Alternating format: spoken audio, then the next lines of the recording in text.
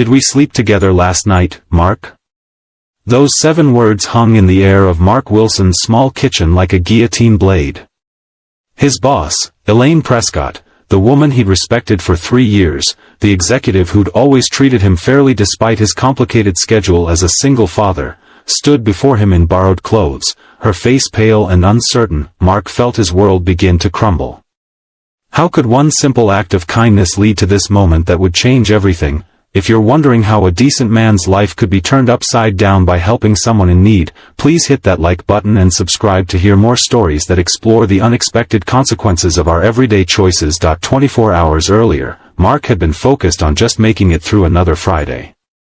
The quarterly reports were due, his 7-year-old daughter Lily had a dance recital that evening, and he was running on 4 hours of sleep. The life of a single dad working in corporate finance wasn't glamorous, but he'd found his rhythm in the 3 years since Sarah's death. The office was buzzing with anticipation for the company's annual achievement celebration. As a mid-level financial analyst, Mark had helped secure a major client that quarter, but celebrations weren't on his mind.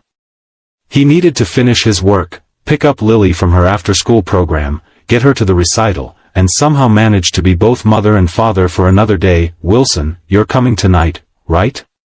Trevor from marketing called across the cubicles. "Open bar at the loft. The whole executive team will be there." Mark shook his head. "Can't. Lily's dance recital." Trevor rolled his eyes. "Man, you need to live a little. Being a dad doesn't mean your life is over." But to Mark, being Lily's dad meant his old life was over, and that was okay. She was all that mattered now. His phone buzzed with a text from Mrs. Patel, their elderly neighbor who sometimes watched Lily. "Don't worry about rushing. Taking Lily for ice cream after school. We'll have her ready for recital by 6. For the first time that day, Mark breathed easier. Maybe he could stop by the celebration for just an hour. Elaine Prescott, his direct supervisor, had championed his flexible schedule when he'd needed it most after Sarah's passing. The least he could do was show his face and thank her for the support. The loft was packed with his colleagues when Mark arrived. The music pulsed as he navigated through groups of people already loosened by alcohol and the freedom of Friday evening. He spotted Elaine at the bar, looking uncharacteristically casual in a simple black dress instead of her usual tailored suits. "Mark. You made it," she called, waving him over. At 42, Elaine was only a few years older than Mark, but her position as finance director put her 2 levels above him in the company hierarchy. She'd always maintained professional boundaries while being understanding of his situation. "Just for a bit," he explained. "Lily's recital is at 7. The famous Lily," Elaine smiled. "I feel like I know her from all your stories." "How old is she now?" 7 going on 17, Mark laughed. "She informed me this morning that my choice of breakfast cereal was tragically basic." Elaine's laugh was genuine. "Smart girl. Takes after her dad." She signaled the bartender. "One drink before you go?" To celebrate landing the Westridge account? One drink turned into conversation about the company's future, Elaine's vision for the department, and eventually, more personal matters. Mark rarely spoke about Sarah with colleagues, but something about the evening, perhaps the relief of completing a difficult quarter or the unusual chance to socialize, loosened his guard. "It'll be 3 years next month," he found himself saying. "Sometimes I still reach for her side of the bed in the morning." Elaine's eyes softened. "I can't imagine. You've done an amazing job with Lily, though. Sarah would be proud." Mark checked his watch and jumped up. "I need to go, it's 6:30. "Of course," Elaine said, standing too quickly and swaying slightly. Mark noticed then how many empty glasses sat before her. "Are you okay?" he asked. "Fine," she insisted, though her eyes couldn't quite focus. "Just celebrating a little too enthusiastically. The divorce was finalized yesterday." Mark hadn't known she was going through a divorce. Elaine was intensely private about her personal life. I should call you a cab, he said, reaching for his phone. No. Her response was too loud, drawing glances from nearby colleagues. She lowered her voice. I mean, I'm fine. I just need some air. But when she took a step, her ankle rolled, and Mark caught her elbow to steady he. Let me help you outside, he insisted. We'll get you a ride. Outside, the cool evening air seemed to make Elaine worse rather than better. She leaned heavily against him, her professional demeanor completely dissolved. No cabs, she mumbled. Don't want anyone to see me like this. Especially not the team. Mark checked his watch again. 6:40, Lily would be looking for him in the audience soon. His heart raced with the impossible choice, leave his boss in a potentially dangerous situation or miss his daughter's performance. That he made a quick decision and called Mrs. Patel. I'm so sorry, he explained. Work emergency. Can you possibly take Lily to the recital? I'll meet you there if I can. Mrs. Patel, bless her heart, agreed immediately. Don't worry, Beta. I'll record everything if you're late. With that settled, Mark helped Elaine into his car. I'll take you home, he said. Where do you live? Elaine gave an address in Westlake, an upscale neighborhood about 20 minutes away. As Mark drove, she grew quieter, staring out the window. I'm sorry, she finally said. This is unprofessional. It's okay, Mark assured her. Everyone has rough days. 12 years, she said softly. 12 years, and he left me for his 26-year-old assistant. Such a cliché, right? She laughed bitterly. I devoted everything to my career because he said he supported my ambition. Turns out he was just waiting for someone who wouldn't outshine him. Mark didn't know what to say. This was a side of Elaine he'd never seen, vulnerable, hurt, When they reached her address, an elegant townhouse with a manicured front garden, Elaine fumbled with her purse. I can't find my keys, she said, panic rising in her voice. They must be. I don't know where they are. Mark helped her search, but the keys weren't in her purse or pockets. Could they be at the bar, he suggested. Tears welled in Elaine's eyes. I can't go back there. Everyone will see. Mark checked the time again, 7:10. Lily's recital had already started. He made another difficult decision. Let me take you to my place, he offered. You can sleep it off, and we'll figure things out in the morning. By the time they arrived at Mark's modest 3-bedroom house in the suburbs, Elaine was barely conscious. He helped her inside and settled her on the living room couch, placing a glass of water and some aspirin on the coffee table. He wrote a quick note explaining where she was in case she woke up confused, then rushed back to his car. He made it to the elementary school auditorium just as the final group was performing. Lily's face lit up when she spotted him slipping into the back row next to Mrs. Patel, who patted his hand understandingly. After the recital, Lily bounced over to him in her tutu. Daddy! Did you see me? I remembered all the steps. You were amazing, sweetheart, he said, hugging her tightly.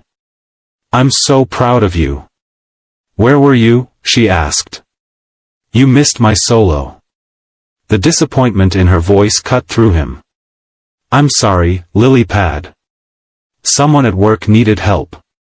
But Mrs. Patel recorded it, and we'll watch it together tomorrow, okay? Lily nodded, but her earlier excitement had dimmed. Mark felt the familiar guilt that came with every parenting compromise. When they got home, Mark quietly checked on Elaine, who was sound asleep on the couch. He covered her with a blanket, then guided Lily upstairs for her bedtime routine, grateful that his boss hadn't woken up. How would he explain her presence to his daughter?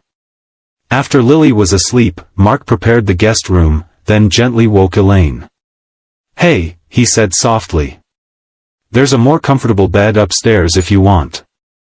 Elaine blinked at him in confusion before recognition dawned. Oh God, Mark. I'm so sorry. It's okay, he assured her. The guest room is ready. There's a new toothbrush in the bathroom and some of Sarah's old clothes that might fit you if you want to change. Elaine looked mortified but allowed him to help her upstairs. Thank you, she whispered before closing the guest room door. Mark finally collapsed into his own bed around midnight, exhausted from the emotional whiplash of the day. His last thought before falling asleep was that tomorrow would be awkward, but at least everyone was safe. Morning arrived with the sound of Lily's cartoons downstairs. Mark jolted awake, remembering their houseguest. He quickly dressed and headed to the kitchen, where he found Lily at the table with a bowl of cereal, completely absorbed in her show on the tablet. "Morning, sweetheart," he said, kissing the top of her head. "Sleep well?" "Uh-huh," she replied without looking up. Mark started the coffee maker, wondering if he should check on Elaine or let her sleep. The decision was made for him when he heard footsteps on the stairs. Elaine appeared in the kitchen doorway wearing Sarah's old Yale t-shirt and sweatpants, her face scrubbed clean of makeup and her hair pulled back. She looked younger, softer, and incredibly uncomfortable. "Good morning," Mark said, trying to sound casual. "Coffee?" "Please," she replied, her voice hoarse. Her eyes darted to Lily, who had finally noticed the stranger in their kitchen. "Lily, this is Ms. Prescott. She works with me," Mark explained. "She wasn't feeling well last night, so he stayed in our guest room." Lily studied Elaine with the frank curiosity of a child. "Are you feeling better now?" Elaine managed a smile. "Yes, thank you." "You must be Lily. Your dad talks about you all the time." "He does?" Lily seemed pleased by this information. "Absolutely. He says you're the smartest kid in your class." Lily beamed, then returned to her cartoon, interest in the adult visitor already waning. Mark handed Elaine a mug of coffee. "There's aspirin on the counter if you need it." "Already found it, thanks." She took a sip of coffee, then lowered her voice. "Can we talk privately for a minute?" Mark nodded. "Lily, we'll be right back." "Stay here, okay?" "Whatever," Lily replied, engrossed in her show. Mark led Elaine to the small home office off the living room and closed the door. "Mark, I am so sorry about last night," Elaine began immediately. "That was completely unprofessional and inappropriate. I put you in a terrible position." "It's okay," he assured her. "Everyone has rough moments." Elaine looked around the office, taking in the family photos on the desk and the children's artwork pinned to the bulletin board. Her eyes lingered on a picture of Mark with Sarah, both of them laughing on a beach somewhere. "She was beautiful," Elaine said softly. "Yes, she was," Mark agreed, the familiar ache in his chest whenever he thought of Sarah. Elaine turned to him, her expression serious. "Did we sleep together last night, Mark?" The question hit him like a physical blow. "What? No. Absolutely not." Elaine's shoulders sagged with relief. "I'm sorry. I don't remember much after the bar. I woke up in different clothes, in a strange bed, and I panicked." "Nothing happened," Mark said firmly. "You were drunk. I helped you to the guest room. That's all." "Thank God," she whispered. Then, more strongly, "I would never want to complicate our working relationship like that. You're one of my best analysts, and I respect you too much to cross that line." Mark nodded, but something in her words stung in a way he hadn't expected. Of course nothing had happened, he wouldn't take advantage of someone in that state. But the relief in her voice suggested that the very idea of being with him was something to be feared. "I should call a cab," Elaine said, breaking the awkward silence. "And we should probably not mention this at work." "Of course," Mark agreed. "But there's no rush. Have some breakfast first. Lily and I usually make pancakes on Saturdays." Elaine hesitated, then nodded. "That sounds nice, actually. If you're sure it's not an imposition." "Not at all. Breakfast was surprisingly comfortable. Lily, always eager for an audience, entertained them with stories from school while they ate.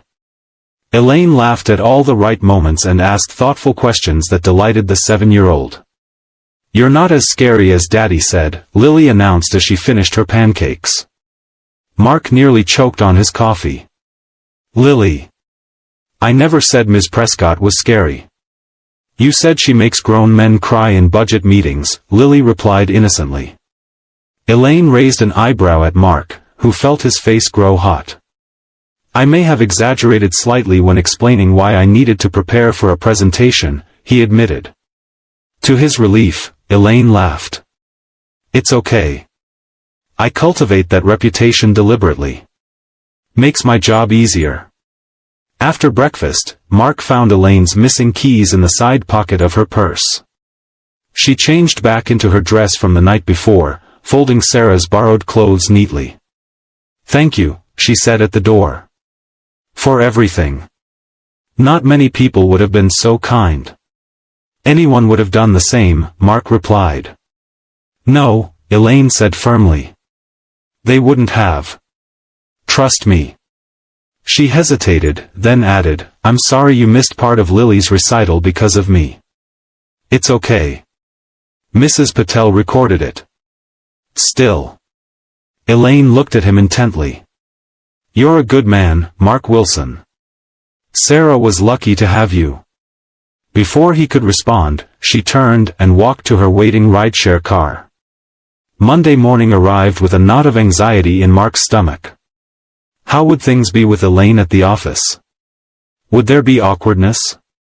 Would others somehow sense that something had changed? He needn't have worried. When he passed Elaine in the hallway, she gave him the same professional nod she always did. In the department meeting, she was her usual efficient self, with no indication that anything unusual had occurred between them. It was exactly what should happen, Mark told himself. They were adults who had handled an uncomfortable situation maturely. Case closed. But something had shifted inside him. Elaine's question, "Did we sleep together?" kept replaying in his mind, along with her evident relief at his denial. It had awakened something he'd kept buried since Sarah's death, the realization that others saw him only as a dedicated father and reliable employee, not as a man who might be desired.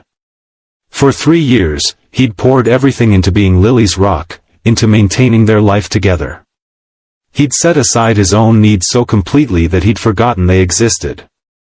Elaine's question had cracked that carefully constructed facade. The week passed normally, but Mark found himself noticing things about Elaine he'd overlooked before, the way she tucked her hair behind her ear when concentrating, how her voice changed slightly when she was passionate about an idea, the quiet competence with which she handled difficult situations. On Friday, a company-wide email announced that Elaine had been promoted to Vice President of Finance, effective immediately. The office buzzed with the news. "She deserves it," Trevor commented as they waited for the elevator. "Prescott's brilliant. Cold as ice, but brilliant." Mark wanted to defend her, to say she wasn't cold at all, but realized he couldn't without revealing their shared experience. That evening, as he was packing up to leave, his phone pinged with a text from an unknown number. "Would you and Lily like to celebrate my promotion with ice cream? No alcohol involved, I promise. Elaine." Mark stared at the message, his heart racing unexpectedly. This wasn't a work invitation. This was personal. He typed back, "Lily would love that. So would I." Ice cream led to a Saturday at the Children's Museum, which led to Sunday picnics in the park. Within months, Elaine had become a fixture in Mark and Lily's weekend routines. "Are you and Ms. Elaine boyfriend and girlfriend?" Lily asked one evening as Mark tucked her in. "We're friends," Mark answered carefully. "She makes you smile like in the pictures with Mommy," Lily observed with a child's unfiltered honesty. Mark couldn't deny it. Something was blooming between them, something unexpected and fragile. 6 months after that fateful night, Elaine invited Mark to dinner alone. At a quiet restaurant overlooking the city, she reached for his